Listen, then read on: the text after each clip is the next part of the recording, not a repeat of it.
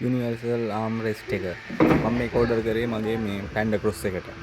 Panda cross එකට මේ ගොඩක් කට්ටිය දාන්න බෑ, මේකට ගැලපෙන්නේ නැහැ කියලා කිව්වා. මම ගාව මේවා විකුණන්න තියෙන ඉන්න මම මේ ට්‍රයි හයි සෙට් කරන්න පුළුවන්ද කියලා මම බලලා තීරණය කරලා තමයි මම මේක වැඩේ පටන් ගත්තේ.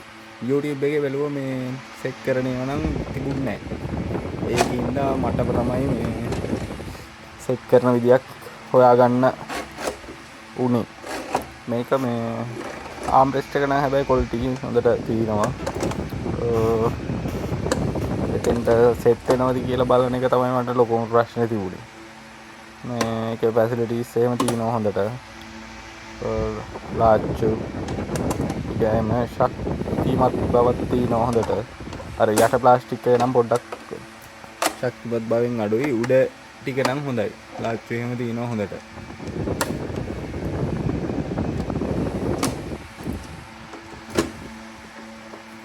ඊට මම මේක ගෙනාවත් මේ බයින් හිටියේ සෙට් කරන්න පුළුවන් වේද කියලා.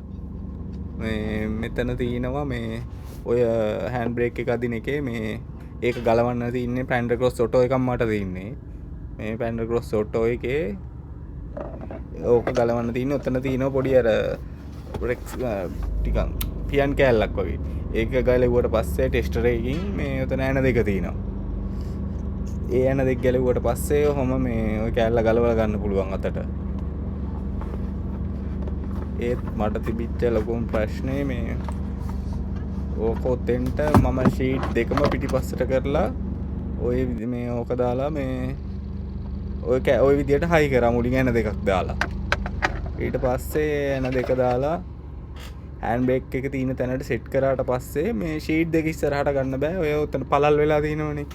ඔය මේ පැන්ඩ ක්‍රොස් ඕකේ නම් පළල් වෙලා තියෙන, අනිත් පැන්ඩ ඒවත් පළල් වෙලා වෙන්නේ නැති. ඔක්කොම එක මච්චුවනේ තියෙන්නේ. මේ ඔහොම දැම්මට පස්සේ දෙපැත්තෙන් ෂීට් දෙක හිර වෙනවා. ෂීට් දෙකේ අර හේතු වෙන ඇඳ පිටිපස්සට කරන්න බෑ.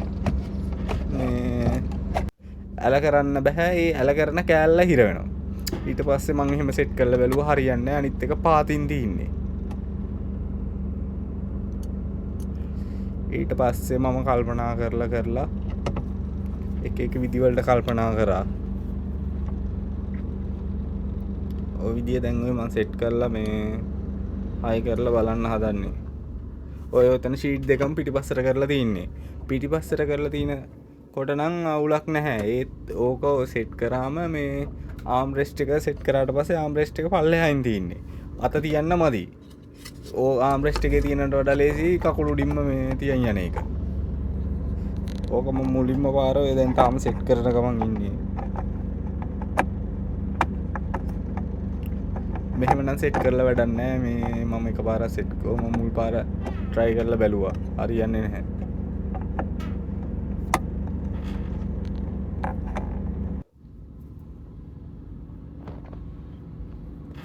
ඒක මේ ආම් රෙස්ට් එකේ මේ ඔය කැලි ටික යට ඉඳගෙන තමයි සෙට් කරගෙන ඉන්න තියෙන්නේ කොහොමද. උඩින් එන දාන්න පුළුවන්. ඒ විදිහට සෙට් කරලා බැලුවා මම හරියන්නේ නැහැ. ඊට පස්සේ මම ආයි ගලවලා මේ ක්‍රමයක් හිතුවා ආම් රෙස්ට් එක ටිකක් උඩට ගන්න. අර ෂීට් එක ඇඳ පිටිපස්සට කරන ඒ කැලි දෙකෙන් උඩට ගන්න. ඊට පස්සේ මම කර දෙයි සුදු යකඩ පට තුනක් ওই විදිහට සෙට් වෙන විදිහට බලලා මට ඕන මිම් අරගෙන එතන ඉඳන් කොච්චර උසක් එන්න ඕනද කියලා ওই සුදු යකඩ බට තුන ගත්තේ මම අඟල් 10ක් උසට.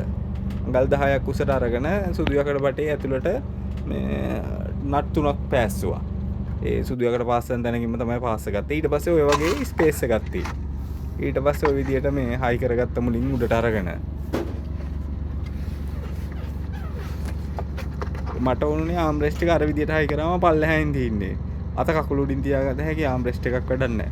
ඊට පස්සේ ඕක ওই විදිහට සුදු යකඩ බාර තුනක් අරගෙන යකඩ බාර ගත්තම කැතයිනේ කියනද මේ අර විදිහට මුලින් මේ ෆුල් සෙට් එක සෙට් කරලා ඔතෙන්ට හයි කරන්න හැදුවම ඔය ඇන දෙක හයි කරන්න බෑ බොඩියේ. ඔය ප්ලාස්ටික් කවරේ ඔරිජිනල් ආව ප්ලාස්ටික් කවරේ ඇන දෙක හයි කරන්න බෑ. ඊට පස්සේ ආයි උඩ කෑල්ල ගලවලා උඩ කෑල්ල ඇන තුන ගලවලා මේ යට කෑල්ල ඇන දෙක හයි කරලා උඩින් ඇන තුන දැම්ම. ඊට පස්සේ උඩින් ඇන තුන දාලා ඔතෙන්ටත් ඔය සුදු යකඩ නැතුනොත් දැම්ම නම් ලස්සනයි මට ඒ වෙලේ හොයා ගන්න බැරි වුණා. ඒක හින්දා ඒ වෙලේ ඒ විදියටම හයි කරලා ඊට පස්සේ ආම්රෙස්ට් එක තිබ්බා. ඊට පස්සේ ඕක මේ අර ෂීට් බෙල්ට් එක ගහන්න නම් පොඩි ප්‍රශ්නයක් තියෙනවා. ඒක ඉතින් නිතරම හදිස්සියේ ගහන්න ගැලවෙන්නේ නැති හින්දා ලොකු අවුලක් නැහැ. අර පොඩ්ඩක් හිර වෙලා තින්නේ. මේ හෑන්ඩ් බ්‍රේක් එක පාත් කරන්න ඉච්චර අවුලක් නැහැ. හොඳට අත ගාන්ට තියෙනවා. අඟල් 10 උස්ස ගත්තම. හැබැයි තව අඟලක් වගේ පාත් වුණා නම් හොඳයි කියලා හිතුණා මට හයි කරාට පස්සේ. මේ ඒ කියන්නේ අඟල් 9. අඟල් 10 පොඩ්ඩක් චූට්ටක් උසයි වගේ.